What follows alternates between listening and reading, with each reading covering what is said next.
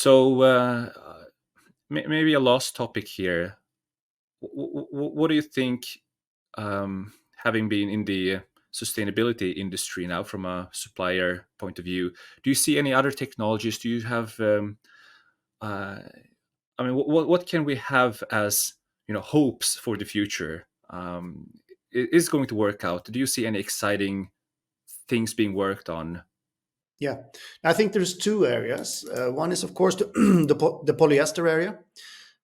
If you can crack that one, and there are people out there playing and who's getting close to that technology, I think that would be very interesting. But what does it mean to crack that one? Is it to produce and recycle it in a sustainable way, or what does it mean?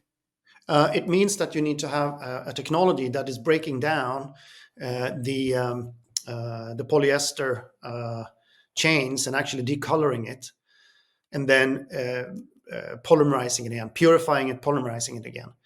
Okay. And that's pretty tough to do that. But there are technologies out there that are working on it. I know at least three different type of companies doing that. And so that's one area I think is super interesting. Um, the other one is actually the coloring Mm. of materials. That should come through. I think there's a lot of good technologies there happening. What's the problem with coloring? Now, coloring is quite there's a lot of poisons and so forth in Mm. coloring, and you need to find different type of coloring technologies to solve those problems. Um, the other one is, of course, leather and sustainable leather. And here you have museal technologies, mushroom type of technologies, orange peels, and those kind of things. So things are moving in that direction as well. And the last one I think we also need to look at is,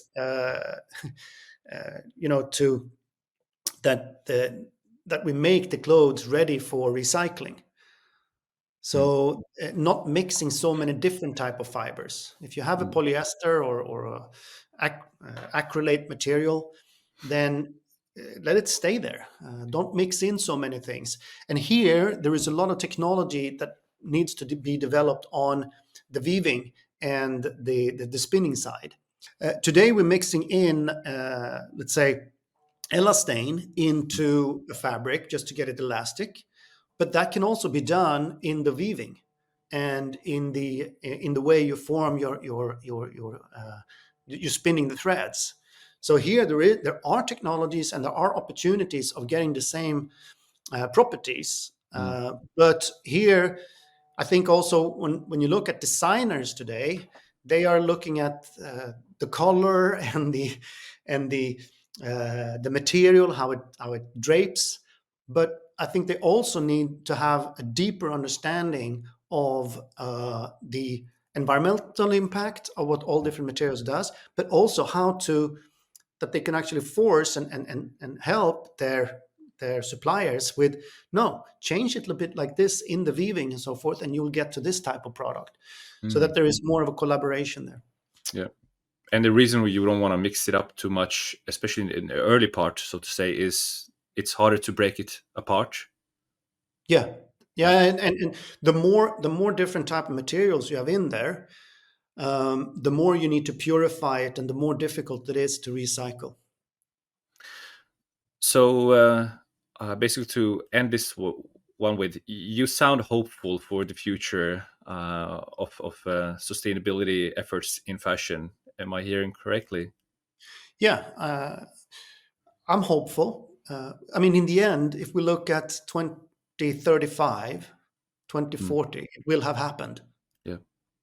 But the question is, how fast can we make it happen, and how to support these young, innovative companies that actually comes in there? Yeah.